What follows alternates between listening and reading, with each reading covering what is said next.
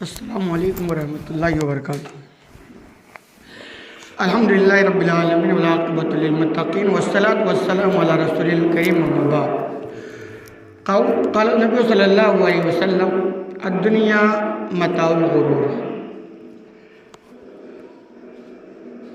سب سے پہلی بات تو یہ کہ لوگ ایسی محفلوں کی قدر نہیں جانتے۔ آواز اگر زیادہ تو تھوڑی سی کم کر دیں، آواز زیادہ تھوڑا کم کر دیں۔ ٹھیک ہے اب ٹھیک ہے ہاں ٹھیک ہے شکریہ سر۔ تو ایسے محفلوں کی قدر نہیں جانتے ہیں۔ اگر جانتے تو ہمارے خیال سے لوگوں کو بلانا نہیں پڑتا، لوگ ایسے آ جاتے۔ ابھی حالت کیا ہے، بلاتے ہیں پھر بھی نہیں آتے ہیں۔ ابھی ہمارے بیچارے چند لوگ ہیں جو بہت ہی مخلص ہیں، اور بڑا مشکل کام بھی ہے گھر گھر جانا، لیکن جب ایک دل کے اندر طرف ہوتی ہے، جذبہ ہوتا ہے، فکر آخرت ہوتی ہے، تو آدمی یہ سارا کام کرتا ہے اور اس کے لیے سب آسان ہو جاتا ہے۔ تو یہ اتنی عظیم محفلی ہوتی ہے کہ فرشتے بھی حاضر ہوتے ہیں، دعائیں کرتے ہیں، رحمت ڈھانپ لیتی ہے، اور بہت سارے اس کے فوائد ہیں۔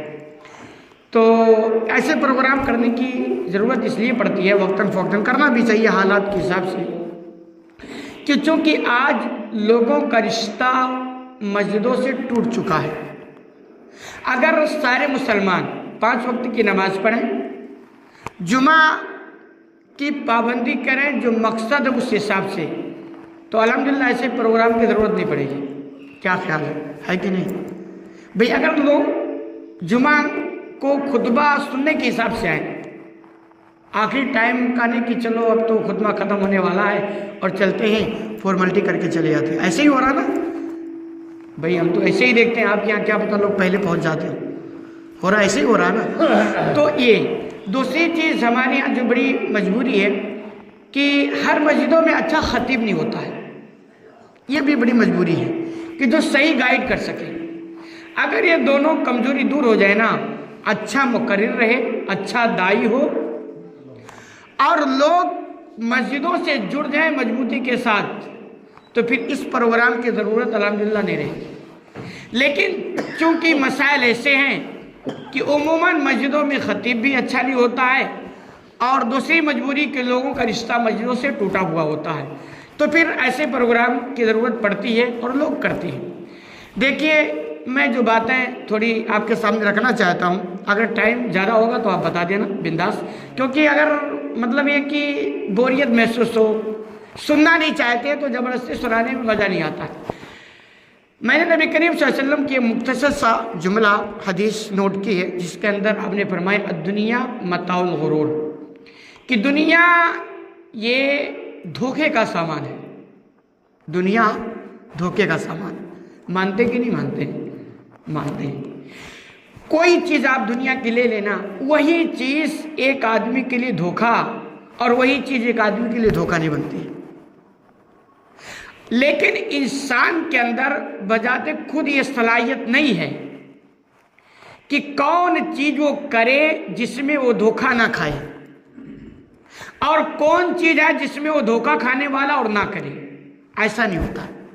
بذات خود انسان کے اندر ایسی صلاحیت نہیں ہے کہ اپنے آپ وہ سمجھ جائے کہ یہ صاحب اس میں میں دھوکا کھا جاؤں گا اور اس میں میں دھوکا نہیں کھا جاؤں گا۔ بذات خود اپنے اندر یہ صلاحیت نہیں۔ اس لیے دنیا میں آپ دیکھیں، بسا اوقات ایک آدمی، یار یہاں میرے سمجھ میں نہیں آتا کیا کروں، یعنی یوں کہہ لیجئے کہ چل رہا، اس کے سامنے 2 راستے آ گئے، اب اس کہتا ہے یار اب میرے سمجھ میں آتا ادھر جاؤں کدھر جاؤں۔ تو ایسے دنیاوی مسائل میں آپ دیکھیں گے کبھی گاڑی ایسی پھنستی ہے کہ اس کے سمجھ میں نہیں آتا کیا کرے کہ نہ کرے۔ دھوکہ آدمی کیسے کھاتا؟ دیکھیں، ایک آدمی چوری کرتا ہے جس کو آخرت کا کوئی تصور نہیں ہے، وہ یہ سمجھتا ہے جتنا گبن کر لو، جتنا ہاتھ صاف کر لو، وہ سب اپنا، دنیا میں عیش کر لو، مر گئے، ختم ہوگی کہانی، جس کا یہ تصور ہے وہ چوری کرتا ہے۔ پہلی بار چوری کرنے گیا 4 लाख का मार दिया। अब 4 लाख लेके आया तो जाहिर सी बात है गाड़ी खरीदेगा, मोबाइल खरीदेगा, पता नहीं कैसे कैसे ऐश करेगा, तो उसको मजा आया ना। फिर अब वो मजदूरी 25,000 की नौकरी नहीं करेगा, करेगा? क्या ख्याल है? नहीं करेगा। थोड़ा सर हिलाते रहें ताकि मुझे पता चले कि आप सुन रहे हैं। देखिए हमारी बातें आप जब सुनेंगे समझेंगे तब मजा आएगा। हम उस सुरीली आवाज़ में, रागनी आवाज़ में तक ये नहीं करते हैं कि आप समझ में आए तब भी मजा आए, ना आए तब भी मजा आए। वैसे होता है ना, जो बेचारे करते हैं उनकी एक फ़न होती है, अलग होती है।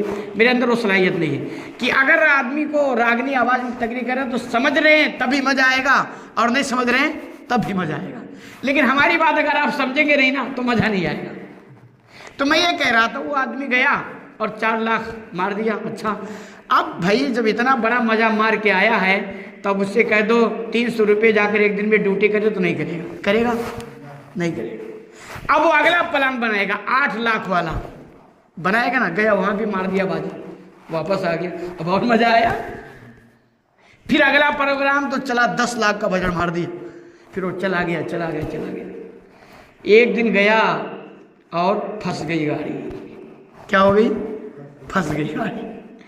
अब पुलिस के शिकंजे में आ गया, जेल की हवाएं अब वहां उसको तौबा कबूल नहीं होता।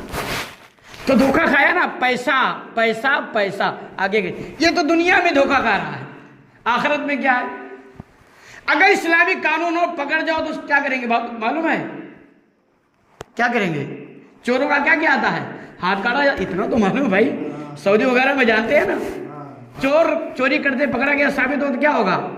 हाथ गया, धोखा हो गया ना इस दुनिया में। ये तो भाई बदकिस्मती है कि हमारे नेपाल, इंडिया वगैरह में इस्लामी कानून नहीं है, ये बदकिस्मती है। अच्छा, इसमें मतलब बदकिस्मती क्योंकि अगर ये कानून हो जाए ना तो सारे चोर सुधर जाएं। सुधरेंगे कि नहीं? एक का हाथ काटा जाए सैकड़ों सुधर जाए। तो अब देखिए, तो दोनों दुनिया का धोखा है। और आखिरत में अगर वो मान लो बच ही गया, दुनिया में नहीं पकड़ गया, इस्लामिक कानून ने हाथ भी नहीं काटे गए, पुलिस को चकवा दिया, बच गया, तो आखिरत में क्या होगा? कोई चांस है? तो दुनिया धोखे का सामान है, धोखे का सामान, इसको मानना पड़ेगा। अच्छा, अब ये है कि आदमी के अंदर ये सलाहियत नहीं है कि वो खुद से पता लगा ले कि किसमें वो धोखा खाएगा और किसमें नहीं खाएगा। है सलाहियत? नहीं पता लगा सकता। तो इसका मतलब इसको रहनुमाई चाहिए। क्या चाहिए? रहनुमाई चाहिए। कोई ऐसा चाहिए जो उसको बताए कि साहब अगर ये करोगे तो आपके लिए नुकसान है, ये करोगे तो फायदा। कोई चाहिए। ये इंसान की कमजोरी है कि कोई चाहिए उसको गाइड करने वाला। चाहिए कि नहीं चाहिए? अच्छा, आदमी गाइड किसको मानेगा? जैसे कोई आदमी गया दिल्ली और ऐसे मार्केट में गया जिसके बारे में मशहूर है कि हम लोग चकमे बहुत देते हैं यार, फराड बहुत चलता है, दलाल बहुत मिलते हैं। अब वहां वो पहले मर्तबा गया तो क्या करेगा? किसी ऐसे आदमी को पकड़ेगा जो बहुत भरोसामंद हो। ऐसे ही करेगा ना, जिस पर उसका 100% भरोसा हो कि साहब ये इसके रहनुमाई में मैं मार्केट करूंगा, पूरा भरोसा। अगर उस पर भरोसा नहीं रहेगा ना तो फिर गड़बड़ हो जाएगी। पूरा भरोसा हो तो ऐसे हमें रहनुमाई की जरूरत है कि भाई कोई बताए हमें कि आपके लिए क्या धोखे का सामान है और क्या नहीं है, कोई बताए।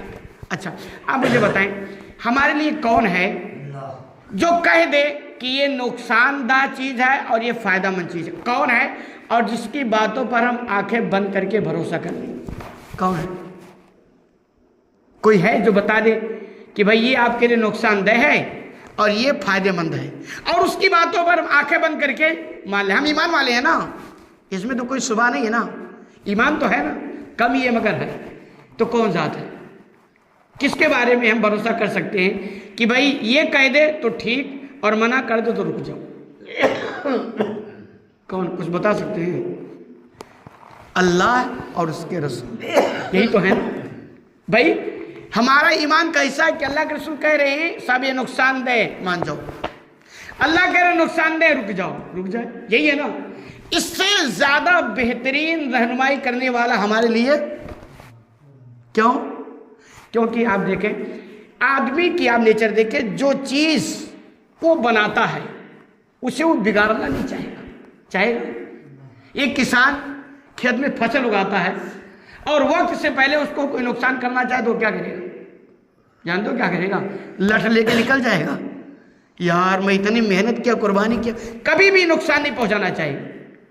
वो हमेशा उसमें जो बनाया ना, जिसके पीछे उसकी मेहनत लगी, हमेशा इसी कोशिश में रहेगा कि क्या मैं करूं कि इसको नुकसान ना हो। तो हमें किसने बनाया? अल्लाह ने बनाया ना। तो अल्लाह हमारी रहनुमाई करेगा कि इस बंदे को, यानी इंसानों को रहनुमाई की जाए जिसको मुकम्मल, जिसमें बताया जाए कि इसके फायदे के लिए और इसके नुकसान के लिए। तो अल्लाह उसके रसूल हैं जो मुकम्मल गाइड करेंगे। तो इसी हिसाब से मैं एक हदीस रखना चाहता हूं जिसमें 2-2-4 की तरह बताया गया है कि इन चीजों से आप रुको।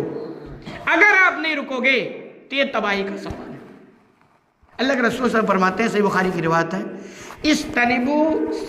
इस्तनबु सबाल मुबिकात, 7 हलाक करने वाली चीजों से अपने आप को बचाओ। ये कौन कह रहा? अल्लाह के रसूल सल्लल्लाहु अलैहि वसल्लम। तो हम मानेंगे ना, क्योंकि इससे बेहतर रहनुमाई करने वाला कोई नहीं है। ये हमारे बड़े खैर खा। तो आपने फरमाया 7 हलाक करने वाली चीजों से अपने आप को बचाओ, बचाओ अपने आप को। यानी ये चीजें अगर आप करोगे ना तो आपकी दुनिया भी बर्बाद होगी और आखिरत तो बर्बाद है। उनमें से पहले फुर्सत में आपने कहा अश्शिर्क बिल्लाह, हलाक करने वाली चीज क्या है? शिर्क है, अल्लाह के साथ शरीक ठहराना। सब जानते हैं शिर्क का जो मफहूम है कि अल्लाह ने जो चीजें अपने लिए खास कर लिया ना, उसमें किसी दूसरे को पार्टनर ना बनाया जाए। अल्लाह इसको बिल्कुल पसंद नहीं करता। इसलिए कहा जाता है इन्ना शिर्क लज़ुल्मुन अज़ीम, शिर्क बहुत बड़ा गुनाह है, बहुत बड़ा जुल्म है, यानी बहुत बड़ा गुनाह है। और गुनाह बंदा करे और खात्मा हो जाए तो जन्नत में जाने का 1% कुछ परसेंट चांस है। लेकिन अगर शिर्क पर खात्मा हो गया तो हमेशा के लिए मामला टेढ़ा है, क्लोज, दरवाजा बंद हो गया। क्यों? क्योंकि शिर्क वो गंदगी है, इसको अल्लाह बिल्कुल, अल्लाह क्या गैरत वाला है, पसंद नहीं करता। हम इंसान भी देखें इस शिरकत को पसंद नहीं करते। मिसाल के तौर पर आप देखें, हम मर्द हजरात शादीशुदा होते हैं, हर एक के पास एक बीवी होती है। उस बीवी की मुकम्मल जिम्मेदारी कौन संभालता है? शौहर संभालता है ना। गैरतमंद शौहर बिल्कुल उस बीवी के ताल्लुक से दूसरे को बर्दाश्त नहीं करेगा। वो बीवी एक दिन किसी की कहे, अल्लाह ना करे ना कहे कि यार आप तो हमारे बहुत अच्छे, मैं आपकी तो हूँ, लेकिन वो आपके दोस्त हैं वो भी बहुत अच्छे हैं, और थोड़ा मैं अगर उधर भी हंसी मजाक कर लेता हूँ, दिल लगी कर लेता हूँ, तो क्या फर्क पड़ता है? गैरतमंद आदमी इसको बर्दाश्त करेगा? नहीं करेगा। क्यों? कहेगा मोहतरमा या तो उधर या तो इधर। क्यों? खिलाता मैं रहा हूं तुमको, निकाह मेरे साथ है, कपड़ा मैं खरीद के लाता हूं, घर मैं बना के दिया हूं, सब कुछ मैं कर रहा हूं, तो उधर कैसे चलेगा? इसीलिए अल्लाह का सिस्टम यह है कि बंदो पैदा मैंने तुमको अकेले किया है, रोजी मैं देता हूं, आसमान अकेले बनाया, जमीन अकेले बनाया, चमकता हुआ सूरज मैंने अकेले तुम्हारे लिए कर दिया। अब इसमें पार्टनर ये चलने वाला नहीं है। गैरतलस आदमी होगा वही बर्दाश्त करेगा गोरों की तरह। गोरों क्या चलता है कि भाई जैसे हमारे 4 गर्लफ्रेंड हैं तो ऐसे हमारी बीवी के पास 5 बॉयफ्रेंड हो जाए तो क्या फर्क पड़ता है? इदा लम तस्तई फसने माशेता, शर्म खत्म, हया खत्म, तो जो चाहो वो करो। वो गोरों की बात है, अंग्रेजों की बात है, उनकी गैरतलेस जिंदगी। गैरतमंद आदमी इसको बर्दाश्त, शिरकत बर्दाश्त नहीं कर सकता। तो ऐसे अल्लाह इसको बर्दाश्त नहीं करता। कहता देखो हमने खालिस यानी जो कुछ बनाया अकेले बनाया, तो अब इबादत की बारी आएगी ना तो बिल्कुल ओरिजिनल। ये तो वो बात हो गई जो 2-2-4 के तरह शिरक अल्लाह बर्दाश्त नहीं करेगी।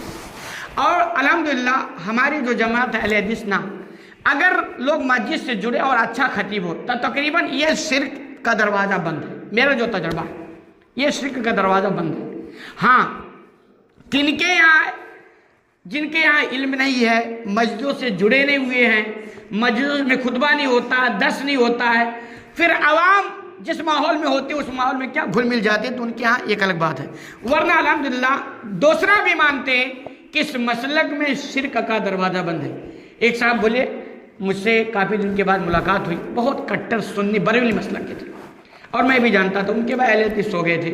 تو ان کی اور ان کے بھائی سے جمتی تھی۔ ایک دن ان کے ہوٹل کی دکان تھی، میں ایک دن ہوٹل پہ گیا، کھانا کھایا، اس کے بعد اس کٹر جو بریلوی مسلک کی، انہوں نے مجھ سے ملاقات کا، میں آپ سے ملنا چاہتا ہوں۔ تو میں ان سے ملا تو انہوں نے بہت ساری لمبی چوڑی باتیں سنائی، تو مطلب انہوں نے بھی مطلب کافی حد تک ان میں سدھار آیا۔ تو انہیں ایک بات کہی کہ آپ کے یہاں جو ہے نا یہ چیز مجھے بہت اچھی لگتی ہے، کیا توحید بڑا مضبوط ہے، آپ کے یہاں شرک نہیں ہے۔ تو یہ تو تقریباً اپنی جماعت میں کافی حد تک سدھار ہے، لیکن شرک کا معاملہ کچھ اور بھی ہے، ریا بھی شرک ہے، پتہ ہے کہ نہیں پتہ؟ اور ریا شرک یعنی دکھاوا، ٹھیک ہے شرک اصغر، لیکن یہ بھی شرک کے زمرے میں آتا ہے۔ آپ نماز پڑھیں اس لیے پڑھتے ہیں کہ چونکہ 50 سال کے ہو گئے، اب نہ پڑھیں گے تو لوگ کیا کہیں گے، تو یہ کیا ریا ہو گیا نا۔ اور بندہ کسی کی آنکھیں بند کر کے اطاعت کرے، اللہ اس کے رسول کچھ اور کر رہے ہیں اور بندہ ان کے خلاف کسی کی اور سن رہا مان رہا ہے، یہ بھی شرک کے زمرے میں آتا ہے۔ افرأیت من اتخذ الہہ ہوا، اے نبی اس آدمی کے بارے میں تمہارا کیا خیال ہے جس نے اپنے نفس کو معبود بنا رکھا ہے؟ کیا مطلب ہے؟ مطلب اپنا کوئی تصویر بنا کر کے اس کے سامنے سجدہ تھوڑو کرتا ہے، مطلب ہے کہ اپنے نفس کی سنتا ہے، باقی کسی کے نہیں سنتا ہے۔ اور میں ساتھ یہ بتا دوں، اصل میں یہ اطاعت ہی بندگی ہے، بندہ جس کی اطاعت کرتا اسی کی بندگی کرتا، اطاعت ہی بندگی ہے۔ اللہ کی اطاعت کرو گے اللہ کی بندگی ہے، رسول کی اطاعت کرو گے رسول کی بندگی نہیں ہے، کس کی بندگی ہے؟ اللہ کی، کیونکہ رسول کی اطاعت کیوں کر رہے ہو؟ اس لیے کہ اللہ نے کہا اطاعت کرنے کا، تو آپ کس کی اطاعت کر رہے ہو؟ رسول کی اطاعت میں دراصل کس کی اطاعت ہے؟ اللہ کی اطاعت۔ ماں باپ کی اطاعت کرو گے تو ماں باپ کی بندگی نہیں ہے، کیوں؟ اللہ نے کہا کہ ماں باپ کی اطاعت کرو، ہاں اللہ اس کے رسول کے اگین اگر اطاعت کرتے ہو تو یہ ان کی بندگی ہو جائے گی۔ تو یہ نفس کی جو ہم بات مانتے ہیں، شہوت جو ہماری پرستی ہے، نفس پرستی، یہ بھی شرک کے زمرے میں آتا ہے۔ یہ الگ بات ہے وہ شرک اکبر ہو نہ ہو، لیکن یہ بھی بڑا سنگین معاملہ ہے، تو اس سے اپنے آپ کو بچائیں، نفس پرستی نہ آنے پائے، نفسانی خواہشات کے پیروکار نہ بنیں۔ تو مہلک جو چیزیں ان میں سے ایک نمبر ہے شرک، اس سے اپنے آپ کو بچائیں، چاہے نفس کی بندگی ہو یا کسی بھی اعتبار سے دوسروں کی بندگی ہے، اس سے اپنے آپ کو بچائیں۔ دوسرے نمبر پہ آپ نے فرمایا السحر، جادو کرنا۔ جادو سنتے ہیں، یہ بھی بڑی خطرناک چیز ہے۔ جادوگر جس سماج میں ہو جائے نا، اس سماج میں سدھار ہو ہی نہیں سکتا، یہ نوٹ کر لیں۔ کیوں؟ اسی لیے اسلام میں ہے، اسلام کے مزاج کہ جادوگر اگر پکڑا جائے نا اور کلیئر ہو جائے کہ جادوگر، اس کو جینے کا حق نہیں، گردن مار دیا جائے۔ اور ہمارے اسلاف نے مروایا بھی ہے گردن، صحابہ کی جماعت نے۔ کیوں؟ یہ اتنے، کیونکہ ان کا رشتہ کس سے ہوتا ہے؟ شیطان سے۔ جادوگر کا معاملہ کیا؟ یہ شیطان سے ان کا رشتہ ہوتا ہے، اور شیطان ہمیشہ وہی باتیں کرے گا جس سے دنیا میں فتنہ اور فساد ہو، خرافات ہو۔ تو یہ جادو بھی بہت بڑی مطلب تباہی کا سامان ہے۔ ان کا کام یہ ہے، میاں بیوی میں لڑانا، بھائی بھائی میں لڑانا، یہ کرنا وہ کرنا۔ تو آج تو جادوگر تو اس طرح نہیں کہتے کہ میں جادوگر ہوں، لیکن نوعیت الگ الگ ہے۔ جانتے ہیں شہروں وغیرہ میں جہاں بریلی مسلک کے لوگ زیادہ رہتے ہیں نا، وہ روحانی عامل، پہنچی ہوئی شخصیت کہاں پہنچی ہے؟ وہ شیطان تک پہنچی ہوتی ہے، باقی کہیں تک پہنچی ہوتی ہے۔ تو یہ بھی بڑی مہلک بیماری ہے، کسی بھی اعتبار سے آپ ان سے اپنے رشتہ نہیں سکتے۔ اور تیسرا وقتل النفس التی حرم اللہ الا بالحق، کسی کو ناحق قتل کرنا، جس کو اللہ نے حرام کر دیا اس کو ناحق قتل کرنا، یہ بھی ہلاک کرنے والی چیز ہے۔ ہو جائے کیا؟ ایک آدمی کو کسی نے مرڈر کر کے ختم کر دیا، اس کے چھوٹے چھوٹے بچے ہو، جانتے ہیں اس کے ذہن میں بیٹھ جاتا ہے، اور اس کے دل کے اندر انتقام کا جذبہ بھڑک رہا ہوتا ہے۔ جس دن وہ اس لائق ہوگا نا، وہ بدلہ لے کے رہے۔ یہی وجہ ہے کہ عرب کے اندر جب جنگیں چھڑتی تھی نا تو 40 سال وہ انتقام میں ختم ہوتا تھا۔ تو یہ بہت بڑا ظلم ہے، اس لیے انسانیت یعنی ایک آدمی کو قتل کرنا انسانیت کا قتل قرار دیا گیا ہے۔ تو یہ بھی بہت بڑا جرم ہے، بہت بڑا گناہ ہے۔ کبھی بھی آپ کسی کو مرڈر کرنے کا پلان تک نہ بنائیں، بہت بڑا گناہ۔ اگر یہ آپ بچ گئے نا تو آخرت میں بچنے والے نہیں۔ ہمارے یہاں سب سے بڑا مسئلہ کیا؟ آخرت کا تصور ہے۔ جو یہ سارا خرافات کرتا وہ جس کے اندر آخرت کا تصور نہیں، تو چلو کوئی بات نہیں ہے، دنیا ہی میں لے دے کے ہے، لیکن ہمارے یہاں آخرت کا تصور ہے۔ اور ایسے ہی 7 چیزوں میں سے ہے وَأَكْلُ الرِّبَا، سود کا کھانا۔ سود بھی تباہی کا سامان ہے، جانتے ہیں سود کو؟ اس کی تشریح کرنے کی ضرورت نہیں۔ سود، یہی وجہ ہے کہ سود کو اسلام نے حرام قرار دے دیا۔ آج جانتے ہیں دنیا کی 70% دولت 30% لوگوں کے ہاتھوں میں ہے۔ دنیا مان رہی ہے کہ زیادہ مالدار ہوتے ہیں کہ غریب؟ زیادہ کون رہتے ہیں؟ زیادہ تو مالدار ہے نا۔ تو دنیا کی زیادہ مالدار نہیں، زیادہ غریب ہے۔ دنیا کی 70% دولت 30% لوگوں کے ہاتھ میں۔ کیوں؟ یہ سودی نظام کے لیے، سودی بھی۔ یہی وجہ ہے کہ سود کو جڑ سے ختم کرنے کے لیے اسلام نے کہا سود لینا بھی حرام، سود دینا بھی حرام، اس پر گواہ بننا بھی حرام، اس کو لکھے کوئی رہا نا کہ چلو میں لکھ دوں تو لکھنا بھی حرام۔ بلکہ علم نے یہاں تک بھی کہا ہے کہ اگر 2 لوگ سود کا معاملہ کر رہے ہیں اور آپ بیٹھ کے سن رہے ہیں اور آپ نے ان کو سمجھانے کی کوشش نہیں کی، سمجھانے کی طاقت آپ کے پاس تھی نہیں کی، تو بھی یہ بھی مجرم۔ وجہ کیا؟ آپ کہو یار سود وہ لے رہا ہے، دے وہ رہا ہے، اس میں ہمارا کیا؟ پورا سماج مٹتا ہے سود کی وجہ سے۔ میں ابھی آپ کو کہ ہمارے کیا بگڑ، آپ کے گھروں میں بات آتی ہے۔ سود میں کیا ہوتا ہے؟ ابھی جیسے انڈیا میں میں رہتا ہوں، انڈیا کو جانتا ہوں، وہاں کے بینکوں کا جو حال ہے وہ کیا ہے؟ سودی کاروبار پہ چلتا ہے۔ اب وہاں جو نئے نئے طریقے آتے ہیں نا، آپ دیکھیں پہلے یہ سب چیزیں نہیں تھی کہ بھئی آپ اگر بینک ATM سے پیسہ اتنی بار نکالیے تو چارج کٹے گا، اتنے دن تک آپ نے یوز نہیں کیا کھاتے کو تو چارج کٹے گا، بیلنس آپ کا کم ہو گیا تو چارج۔ کی وجہ کیا؟ وجہ کیا؟ کیونکہ وہ سارے بینک اب تباہی کے راستے پر ہیں۔ سارے بینک کیا ہیں؟ تباہی کے راستے۔ اب ان کے سمجھ میں نہیں آتا کہ کیسے اس کی بھرپائی کریں، تو یہ چھوٹے چھوٹے طریقے سے بھرپائی کرنے کی کوشش کرتے ہیں۔ وجہ کیا؟ وجہ یہ ہے کہ بڑے بڑے جو لوگ ہوتے ہیں وہ سود پر پیسہ بینک سے اٹھا لیتے ہیں، اور اٹھا لے کے کوئی جنگ ہو گیا، کہیں بھگ گیا، کوئی کچھ ہو گیا، بینک تباہ ہو گیا۔ اچھا، اس کی وجہ سے تباہی آپ کے گھروں تک پہنچتی ہے۔ کیسے؟ آپ پیزا کھاتے ہیں، برگر کھاتے ہیں، سامان کھاتے ہیں نا۔ ایک آدمی جا کر کے 50 لاکھ روپیہ بینک سے اٹھایا اور بہت بڑی فیکٹری پیزا کا ڈال دیا۔ اب جب وہ سود پر پیسہ اٹھایا ہے نا، تو پیزے کا ریٹ کس حساب سے لگائے گا؟ اس سود کے حساب سے لگائے گا۔ وہ پورا نکالے گا کہ ہم کو فیکٹری کا کرایہ بھی دینا ہے، مزدوروں کی سیلری بھی دینی ہے، اس میں جو خرچ ہے وہ بھی جوڑنا ہے، پلس ہمیں ہر مہینہ جو اس پیسے پر سود دینا اس کو بھی جوڑے گا۔ تو برگر کا ریٹ بڑھ کے آئے گا کہ نہیں آئے گا؟ آپ کے پاس آئے گا۔ اور اب اسی لیے نا یہ سودی جو نظام کاروبار کرتے وہی پنپ پا رہے ہیں۔ چھوٹا بندہ چونکہ اس کے پاس اتنا پیسہ ہی نہیں آ رہا ہے نا، یہ وہاں سے پیٹا اٹھاتے ہیں اور اس کے بعد بڑی بڑی کمپنیاں اور فیکٹریاں لگاتے ہیں، اور اس کے بعد اس پہ جوڑ جوڑ کے آپ کے گھروں تک یہ سب مہنگائی کے سامان آپ کو مہنگائی کے ساتھ آپ کے پاس پہنچ جاتے ہیں۔ تو پوری دنیا سودی نظام کی وجہ سے تباہی کے دہانے پر کھڑے ہیں۔ اور کہو تو پیشن گوئی میں بتاتا ہوں، 10-20 سال کے بعد آپ دیکھیں گے یہ جو سودی نظام پر آپ بینک چل رہے ہیں نا، سب ختم ہو جائیں گے۔ یہ ابھی رو رہے ہیں، حالات اتنے خراب ہیں۔ اچھا، اور تو یہ مطلب یہ اجتماعی طور پر، انفرادی طور پر آپ دیکھ لیں، یمحق اللہ الربا ویربی الصدقات، اللہ سود کو مٹا دیتا ہے اور صدقات کو بڑھاوا دیتا ہے۔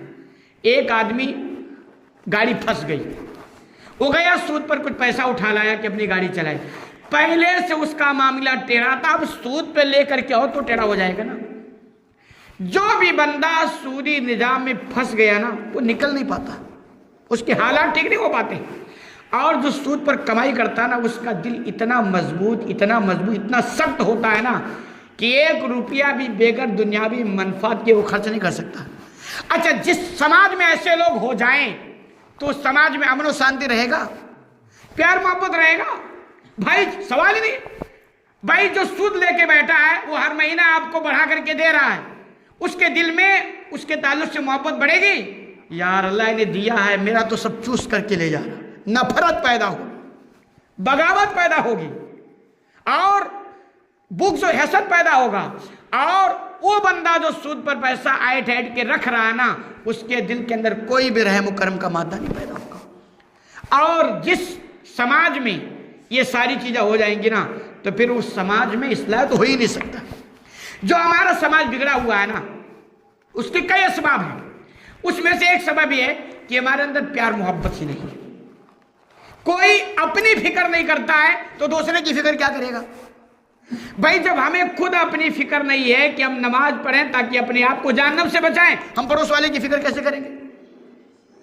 अब देखिए, अगर बात आ जाए नमाज की, अभी नमाजी की बात चली है, लोग दौड़े हैं, मेहनत की है, नहीं यार वजह क्या? और उसके बाद बिगाड़ कितना खतरनाक अल्लाह की बनाई, झूठ भरमार है, शराब भी लोग पीते हैं, चोरियां भी करते हैं, जना भी करते हैं। वजह क्या है? इस्लाह का जो अल्लाह ने ताकत रखी है वो नमाज में रखी है। इन्ना सलात तन्हा अनिल फहशाई वल मुनकर, नमाज बेहयाई और मुनकरात से रोकती है। और बंदा नमाज ही नहीं पढ़ता है तो नमाज क्यों नहीं पढ़ता, उसका एक अलग सबब है। तो ये भी बहुत बड़ा संगीन मामला है जो समाज को हलाक कर देती है, बर्बाद कर देती है। और ऐसे ही वाकुलु मालिल यतीम, यतीम का माल खाना, यतीम का माल खाना बहुत बड़ा जुर्म है, हलाक कर देती। क्यों?